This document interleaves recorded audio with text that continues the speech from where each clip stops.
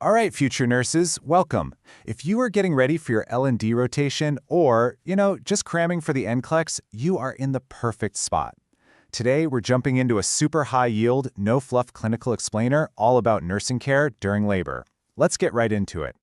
So, first things first, let's start with a really foundational question. When you walk into that labor room, who exactly is your client?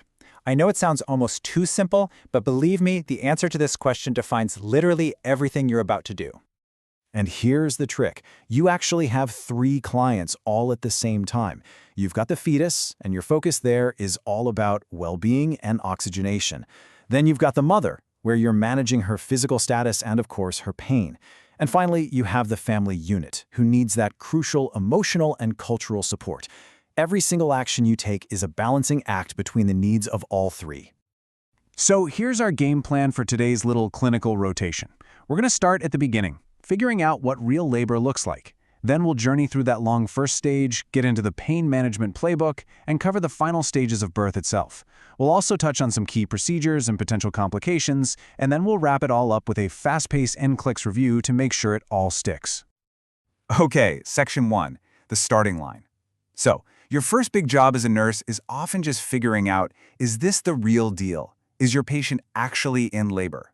So, how do we spot those key signs? Well, the body gives us a bunch of clues that it's getting ready. We call these the premonitory signs. You've got lightning, which is when the baby's head drops down into the pelvis. Your patient might suddenly say, hey, I can breathe again. Then there's that famous burst of energy, the nesting instinct. You might see a bloody show as the mucus plug comes out. Braxton Hicks contractions can get a lot stronger. And most importantly, the cervix itself starts to soften and ripen. And of course, her water might break, what we call rupture of membranes. Now, this slide is huge for patient education. How do we tell true labor from false labor? In false labor, the contractions are all over the place, and they often just stop if she drinks some water or changes position. But true labor? Oh, true labor contractions get stronger, closer together, and more regular. Walking actually makes them more intense. But here it is, the absolute #1 most important difference. True labor causes progressive cervical change, dilation, and effacement.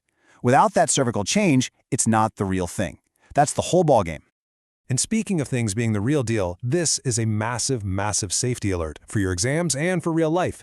If a patient's water breaks, what is the very first thing you do? It's not checking the fluid color, it's not getting her a fresh gown. Your first action immediately is to check that fetal heart rate. Why? Because once that cushion of amniotic fluid is gone, the umbilical cord can slip down and get squished, totally cutting off the baby's oxygen supply. It is a true drop-everything emergency. Okay, moving on to Section 2, the first stage journey. This is the marathon of labor, not the sprint. It takes the client all the way from those first regular contractions to being fully dilated at 10 centimeters. We basically break this long stage down into 2 main phases. Think of it like a story in 2 parts. First, you have the latent phase, from 0 to 5 centimeters. Mom is often pretty calm. She's chatty. This is your golden hour for teaching. But then things shift. In the active phase, from 6 to 10 centimeters, everything ramps up. She gets serious, she's focused inward, and she needs your constant hands-on support. Your role totally flips from educator to coach. And as you can see here, our nursing care ramps up right along with it. It just makes sense, right? In that early, latent phase, we might check on our vitals every 30 to 60 minutes. But once she hits that active phase, we're in there checking on mom and baby way more often, every 15 to 30 minutes, because the physical demands on both of them are so much higher. Which leads us perfectly into Section 3, the pain management playbook. This is such a huge part of your job, and it's a really delicate balancing act. Our goal is to give mom effective pain relief while making absolutely sure the fetus stays safe. The good news is we've got a whole toolkit of options, and you always want to start with the non-pharmacologic stuff. Counterpressure on her lower back, getting her in the shower or tub, changing positions. These things work wonders. If we need meds, sedatives are only for that very early latent phase, just to help her rest. IV opioids can be a good option in active labor, but you have to be super careful with the timing because you don't want the baby to be born with respiratory depression. And then, of course, we've got the heavy hitters, regional anesthesia like epidurals and spinals. Now listen up, because this is so important. When we talk about an epidural, the #1 word that should pop into your head is safety. The biggest risk, by far, is maternal hypotension, a sudden drop in mom's blood pressure which can make the baby's heart rate drop. So what's our #1 way to prevent that? an IV fluid bolus before the procedure even begins. Not during, not after, before. Then we help her get positioned, monitor everyone closely, and keep her tilted to her side to keep that blood flowing to the placenta. All right, Section 4, birth, the final stages. We've made it to 10 centimeters. This is the main event, right? Well, yes, but it's also the lead-up to the most critical recovery period. So the second stage is from full dilation until the baby's born, that's pushing. The third stage is from the baby's birth until the placenta is delivered. But you need to pay really close attention here. The fourth stage, those first 2 hours after birth, is probably the most dangerous part of the whole process. This is the absolute highest risk period for postpartum hemorrhage.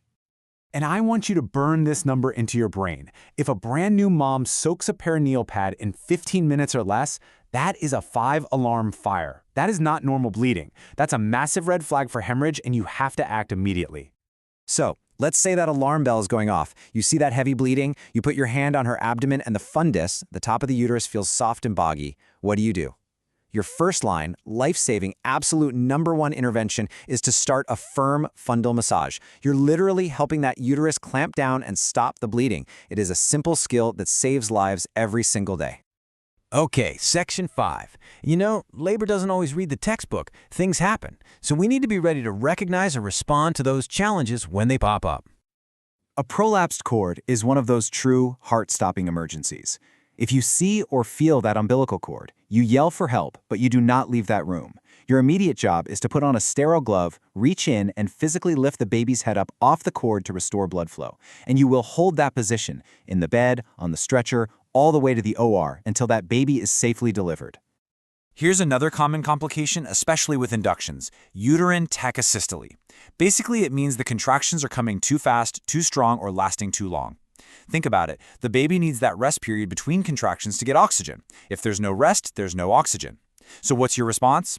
First things first, turn off the gas pedal. If oxytocin is running, you stop it.